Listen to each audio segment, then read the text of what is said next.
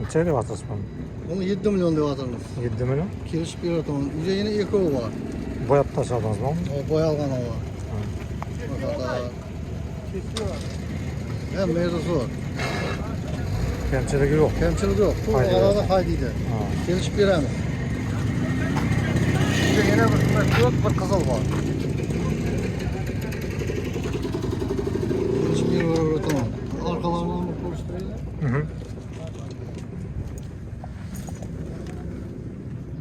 Değil ha, poşetli. Paketler paket kom. Paket ver bak.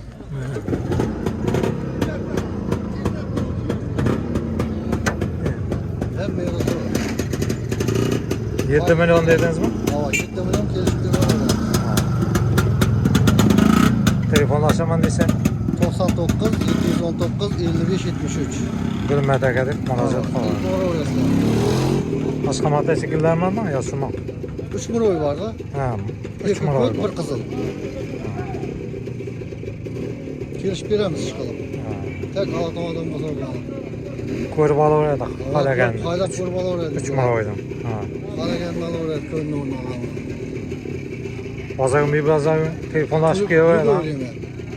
Telefon olsa kutup alır hemen. Bazara gelemen deseniz 3. bazarım bu. Ata şekiller. Maşında kutup alamam. Maşında üvap varıp koşatıp köyünün oraya yağ kaydap getir Zapçaslar künde var. Zapçası var. Ha, zapçaslar künde var.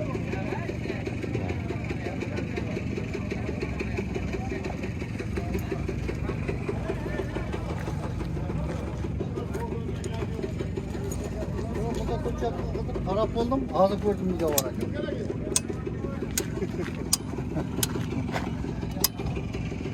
Uçura donduran olsun tamam. Bir tane gördüm, hiç bakalım var.